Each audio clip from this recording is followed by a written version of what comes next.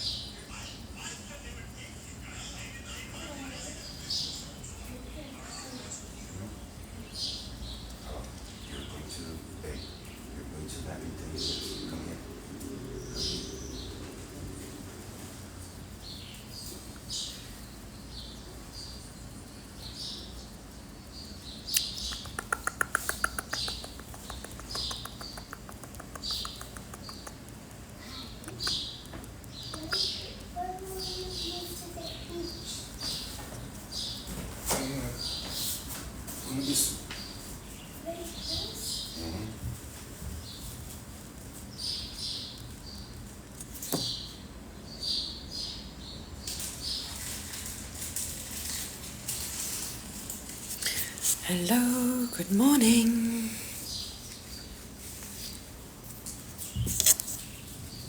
Hello, TikTok.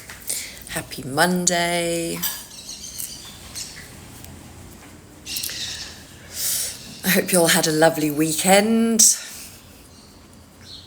We are here this morning to do some live coaching. Who needs coaching? Who has a problem in their life? Who has a limitation? Who has a dream to chase? Tell me your problems, tell me your goals, and I will help you achieve them. I don't know if you guys like setting goals. So we're heading up to halfway through the year, and a lot of people set goals for themselves at the start of the year, right? Oh, I need to paint my nails. Shall I go get my nail painting stuff? I'm going to get my nail painting stuff.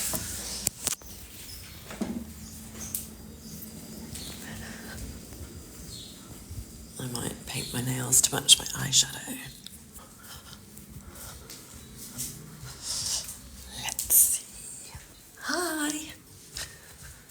Rascal in bed. Right.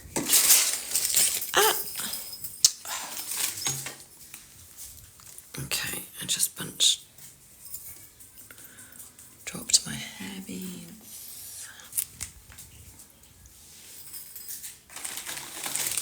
All right, nail polish.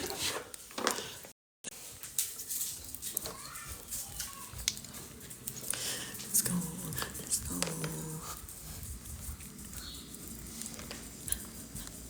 Good morning, everybody. How was your weekend? I hope you all had magical weekends. Right, let's do this. Okay, so I think we're going to do pink and yellow. So, live coaching. We're heading up to almost halfway through the year, and it's often a time where people start thinking back about the goals that they set for themselves at New Year's, right? Usually at the start of the year, lots of people sit down and think about what they want to achieve in the next year. And I used to do this. Every year, almost. New Year's resolutions or goals, or just start a new project, something that I wanted to achieve in the next year, right? And I always would put like a time frame. So like I want to achieve this by, and I would usually make my goals quite specific because I had heard that it's good to make the goals specific. I want to earn this much money by March, and I want to buy a Tesla, and I want to move into a bigger place, and I want to I want to be speaking fluent Portuguese, and I want to be really fit and healthy, for example. And you set these goals for yourself and you start working towards them. But the thing is with goals, when you set goals for yourself, there's this chance that you might fail because you make it very specific. Good morning, Geronimo. I am from the UK and I live in Brazil. So when we make specific goals for ourselves, we're telling ourselves we're going to achieve this thing by this time, right? And then you make a plan to figure out how you're going to do that. And then when it gets to that time, so around now, we're halfway through the year, a lot of us should be halfway towards our goals. We sit down and think to ourselves, oh, well, I'm not quite where I would like to be. I'm not where I thought I would be by this point, which then causes disappointment, right? Like you're not where you thought you would be. You feel like a failure. You feel like you have failed. And that can be demotivating. That can actually stop you from then wanting to carry on, like trying to get to your goal. And so what I've been doing more recently, instead of setting goals like that, which I can fail at achieving, is setting intentions. Yes, I live in Brazil. I live in Goiás. So when you set an intention, it's slightly different to a goal because you can't fail at getting an intention. If you intend to do something now, you can't not intend it in the future. Like you already intended it right now. And you can be as specific as you like. I intend to make this much money by this date, right? Or I intend to buy a Tesla. I intend to move to a bigger place, whatever it is. And that's what you intend to happen. And you can still keep working towards it, your intention. But if you don't get there, you didn't fail. You only intended it. But you are Brazilian. No, I'm English. Hi, Caroline. I'm excellent. How are you? It's good to see you here. So instead of setting goals now, I set intentions. And I don't just do it at the beginning of the year. In fact, often I don't do it at the beginning of the year because I'm thinking about other things like Christmas and my kids' birthdays. But what I do is I set intentions for every day. And sometimes for like a week or a month. But I set intentions, and doing this means I can still be really specific if I want, or I can make it more general. But whatever I decide, I'm never going to be able to fail at it. So it's not like setting a goal. It's setting an intention, so you can't fail. And this simple change is going to make you so much more likely to actually achieve these intentions, because you don't have that demotivation from failure, that demotivation from thinking I'm off track, that demotivation from thinking this isn't going how I planned, because things often don't go to our plans. Things happen, life happens, surprises come and obstacles come up in our way. And when you have these set goals, these very specific set goals, obstacles can mean failure. Changes to the plan can mean failure. All of these things can encourage you to give up. Whereas if you set an intention and then just focus on being that which you want to be, there's no failure. There's no demotivation. You keep moving towards your goal. Whatever your experience throws at you, you can continue on without a plan, just moving forward. Forever grateful. I love that. Hang on, I missed some messages before. I'm so happy you're on my podcast. Yes, I did a podcast a little while ago with Caroline. So we spoke for a really long time. It was an amazing podcast. If you guys want to hear, Caroline, if people want to listen to the podcast, is there a link in your bio that they can get to it from? I've done a few podcasts and I love doing them. Somebody asked me recently if I wanted to start doing podcasts by myself. There you go, guys. The link is in her bio. So I'm just going to Oh, actually, I'm going to pin this comment because this is a good comment. There we go. If you're interested in listening to me chatting to Caroline on a podcast, you can head to the link in Caroline's bio. I have just pinned her comment there. Right, hang on, let me share this live. Let's see where everybody is. Yeah, that was so much fun. And I really do want to have a podcast as well. It was one of your first interviews. Amazing. I really enjoyed it. It was probably one of my first interviews as well as a coach. I'm used to doing interviews like for my projects, for work, for other stuff. But it was probably one of the first ones from my coaching experience. I will follow it. Yeah, I would love to. I just, at the moment, I'm like, I don't want to take on something else because, like, I'm trying to grow my Instagram. I'm really focusing on growing my Instagram at the moment. And it takes a bit of time. And now that I'm working on some really fun projects, I don't want to take on a new project at the moment. But I think sometime in the future I will definitely be doing that. Right, so I'm going to do my nails to match my eyeshadow. Because why not? So we're going to do pink and yellow. That's the closest I have to yellow. It's kind of green. But I don't have yellow. That's actually a really ugly colour, is it? It's okay. It's okay. So there we go. Goal setting versus intentions. I encourage you guys, next time it comes to like just in the morning tomorrow, or next time you're thinking about like goals, whatever, set intentions instead of setting goals, and watch what happens. Just watch what happens. Right, we need this one. Oh, I have to set a nails appointment for next week. There you go. I reminded you. My nails are a bit dirty, but whatever. We're just going to paint over it. Nobody will know. No one's going to know. No one's going to know. Oh, I need to file this one. So, we are here to do live coaching. Guys, if you have any areas of your life, any particular topics you need coaching on, please feel free to put them in the chat. I can answer specific questions, or I can talk on a particular topic.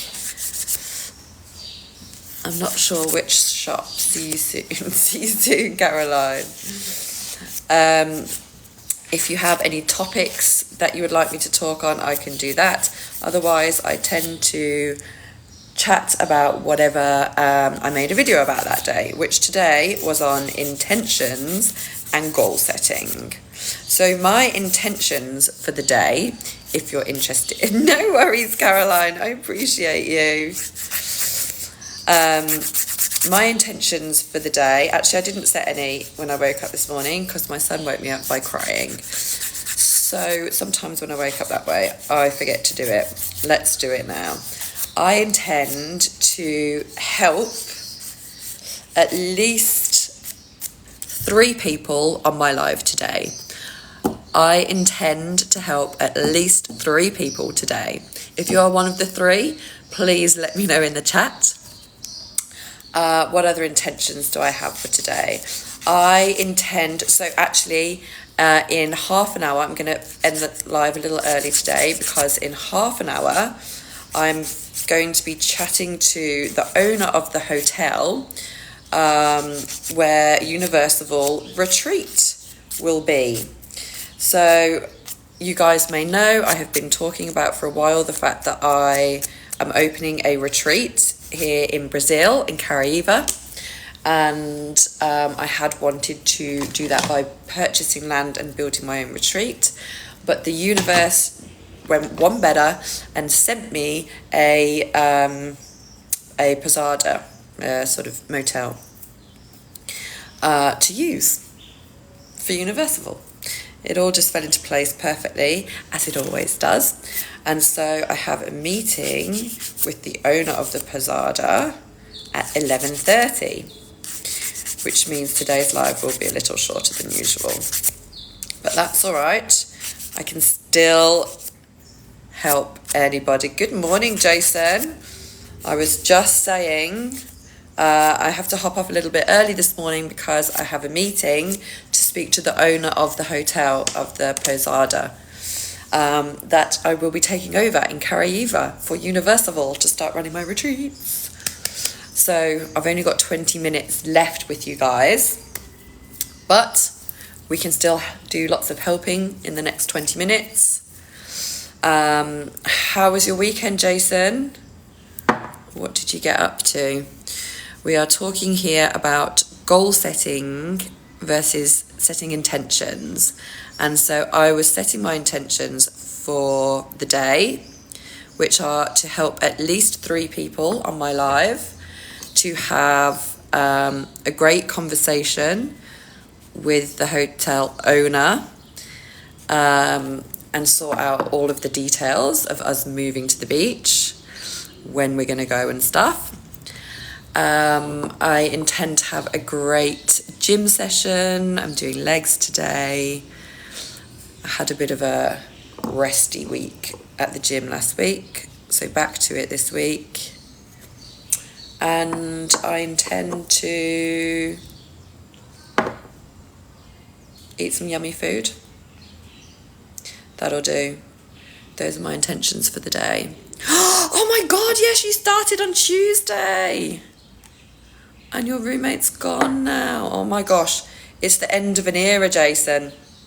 It's the end of an era. But do you know what?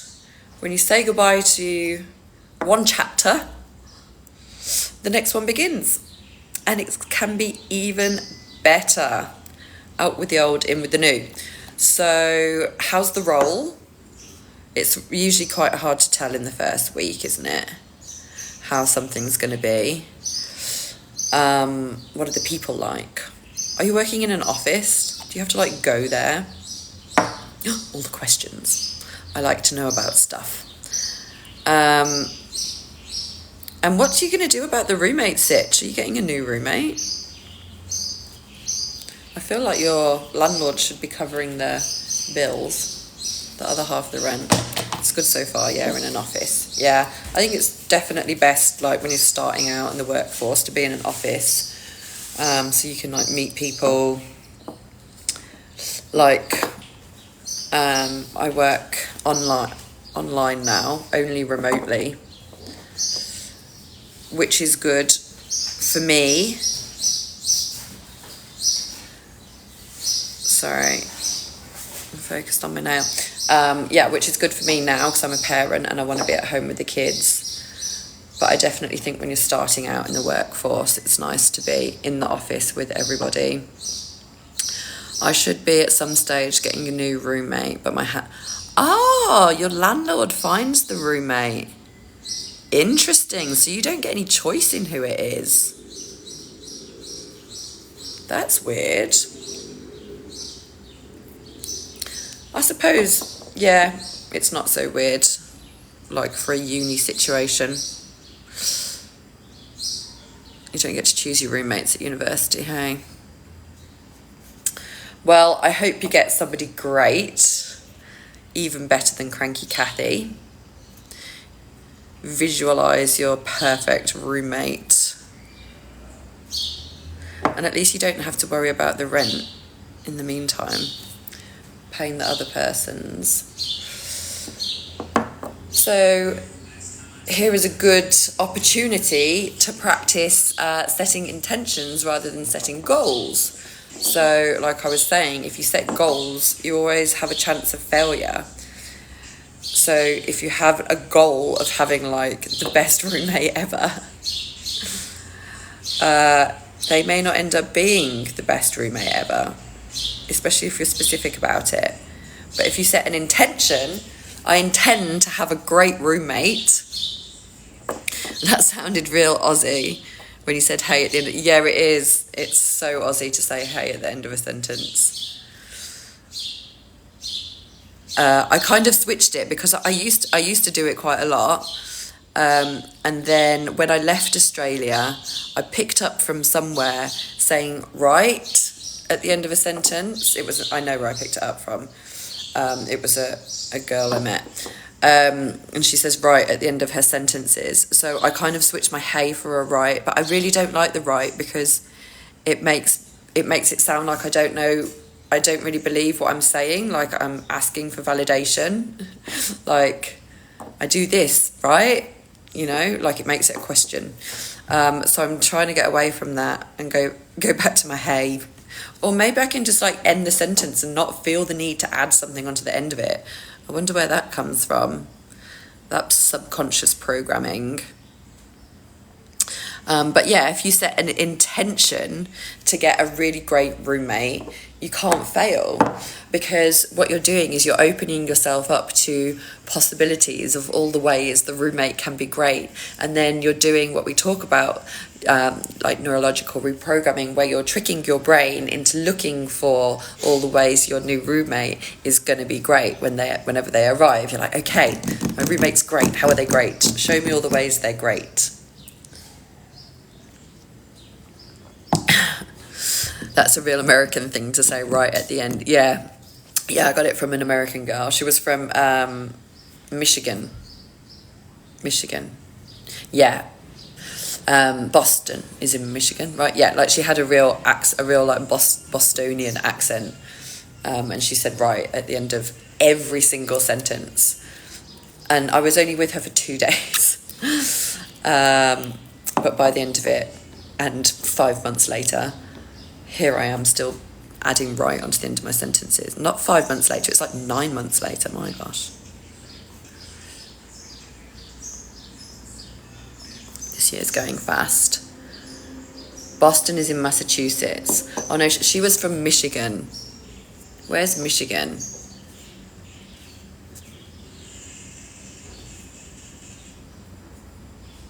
But she was Polish originally. I don't think she ever lived in Poland. But it's funny how you pick these things up from people, because there's another girl that I met when I was in Hawaii, and we were only together for a week, but she said dude a lot.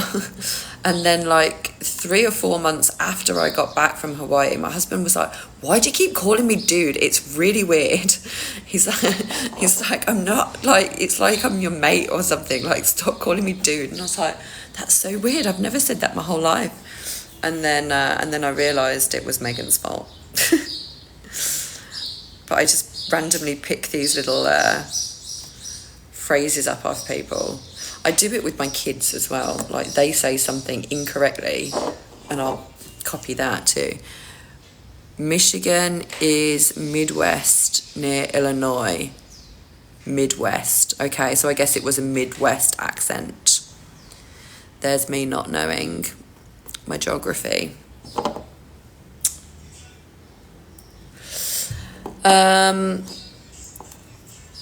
You should also, Jason, set yourself some intentions for the new job, like what you want to get out of it. Not goals, just intentions. So like you intend to get experience, or you intend to figure out like which parts of the job you like best so that you can focus on those, or you intend to network and meet some people that can help you progress your career, or you intend to make enough money for whatever. Just set the intention, just put it out there, then let go of the how. I noticed that with accents you kind of copy the accent of someone you're with if you're with them a lot. Yeah, I do this heaps, and you'll see me do it on my lives as well. Like it's not just in real life, because I know like some people do it more than others, right? But particularly, oh God, I did it again. But particularly if you've had a few accents, like I've had a lot of accents in my past. I had a northern UK accent, then I had a Birmingham accent, then I went to kind of a London, like South English accent for a while. Then I started sounding Australian. I don't know what I'm doing now. Somewhere in between all three. But yeah, it's not just the words, it's the accents as well. And I pick them up a lot. And you'll notice if people join the live that I know from school in Birmingham, I'll get more Birmingham. Or if people join the live that I knew from Sheffield, I'll get more Northern. Like, because I know who's watching. Like, I don't know what that is. Do you think that's like a people-pleasing thing? Or it's like a subconscious way to like make people feel comfortable in my presence if I try and talk like them? Who knows? Just another subconscious program running my behaviour. As usual, maybe it's subconscious. Yeah, it is. It's definitely subconscious.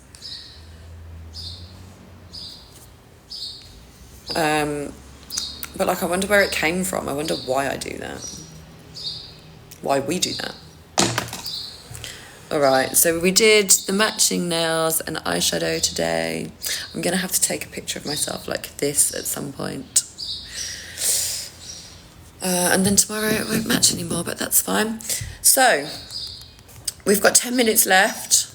Oh, I'm really bad at the American accent. Really bad at the American accent.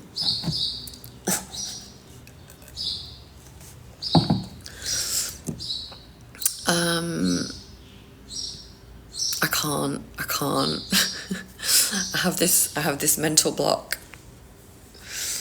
It's funny because when I'm there, people always ask me to do the accent, and I'm not so shy about it. Like, I just do it. But for some reason on here, it's I get really embarrassed. A personal servant. Do you mean a personal assistant? I'm good at the moment, thanks, Gigi. I'm good at the moment. Thanks for the offer, though. I'm about to get real busy with planning a move to the beach, finally. But I like being busy, and I love planning stuff, planning and organising. I like writing lists. So if you guys have any coaching questions, please pop them in the chat. I will be happy to help somebody out in my last 10 minutes. Moving is a lot. Yeah, it is if you tell yourself it is, Jason. I move at least once a year, often more. Not on purpose, to be honest. Wouldn't mind staying somewhere for a little while. It's just how my life goes. And it is a lot, especially when you move in countries, or like this move, moving to somewhere very remote. So we're having to get rid of a lot of our stuff, sell the car. Like, it's almost like moving countries, getting on a plane. But like, generally speaking, I don't find moving to be a lot. It's just like a part of life. I like it. I like going somewhere new. I like packing. I like unpacking. I like organising. And I don't tell myself that it's a lot. So it never is. I'm planning to move with my soon-to-be fiance after her lease is up. Yes, in like 8.5 months now. Right. That will be fun. My brother-in-law is moving in with his partner at the moment, and they're having a lot of fun and spending a lot of money making it homey. She has a lot of ideas. It's the first time they've both moved out with their out of their parents. So they're really going overboard with the stuff for it. Talk about retroactive jealousy. Ruined a few relationships. Retroactive jealousy. So you mean like act after the fact, like retroactive jealousy. I've not heard this term before. Right, Aris, that's not okay. You're not welcome in my live, okay? How do I block you?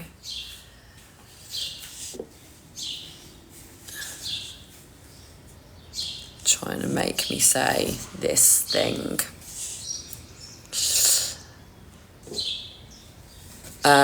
Okay, so it means obsessing over partners past. You're useless.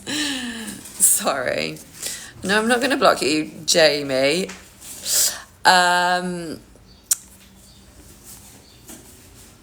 Right, retroactive jealousy. Do you mean retrospective jealousy? What's retroactive? Okay, I'm going to Google that afterwards. But anyway, you mean, so it means obsessing over partners past. Obsessing over a partner's past, not your past partners. Right, okay, yes. So, obsessing over your partner's past. This is a choice, right? This is a choice that somebody makes. So let's say, okay, I have a friend that does this. So I'm going to use my friend as an example. So my friend, every time she gets a new guy, will go digging. She will go through Instagram accounts, Facebook pages, will go looking for who all the exes are, will check dates, make sure the dates line up with what she's been told. She will ask friends to see if anybody knows anything about their past. So I think this is what you're talking about, right? Like, she's a detective. She goes on a mission to find out all of the stuff and make sure it lines up with what the person is saying. The reason she does this is because she has been hurt in the past. She has been hurt in the past. She has been cheated on. And so she created this narrative in her head about how she needs to run all these checks to make sure that a guy is worthy, to make sure that a guy is not going to hurt her, right? So it's a form of self-protection. She's trying to protect herself. This is classic. This is what your brain does, right? Your brain will use past experiences, information from past experiences, and it will project them out into your future. So your brain says, look, I've been cheated on in the past. This is what the guy was like. So I can't date guys like that anymore, or I will get cheated on again. It's a story that your brain made up to keep you safe, right? To keep you safe. Your brain doesn't want to get cheated on again. It hurt your heart. So your brain says, okay, I'm going to take all of the information I have from this relationship and I'm going to assume that that is the truth for everybody. And I'm going to protect myself from all of the people that meet any of these criteria.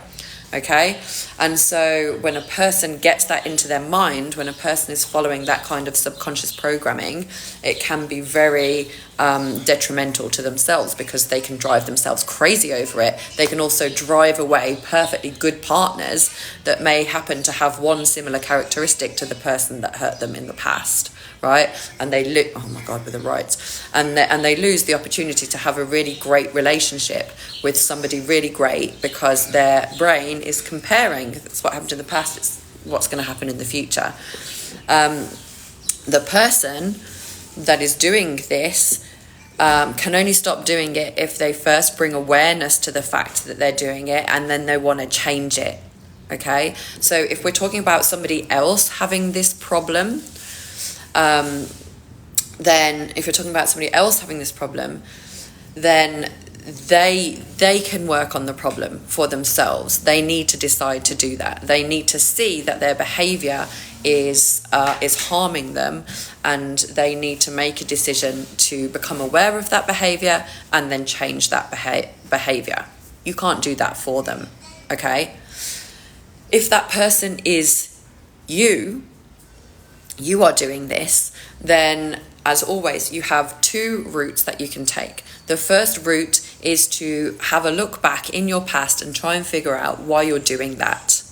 Why are you, what's your story? What's the connection that your brain made that's making you mistrust new potential partners and go digging around in their past? What's your story, right? And once you figure that out, you can choose to let it go. By bringing awareness to something, you can choose to let it go. And the way that you do that is by dealing with the feelings that you haven't dealt with yet from that situation. Because whenever that situation happened, so for example, let's use my friend, she got cheated on in the past, she didn't deal with her feelings properly, and so she held on to this story. This story continued to cause her pain because she hadn't dealt with her feelings about it.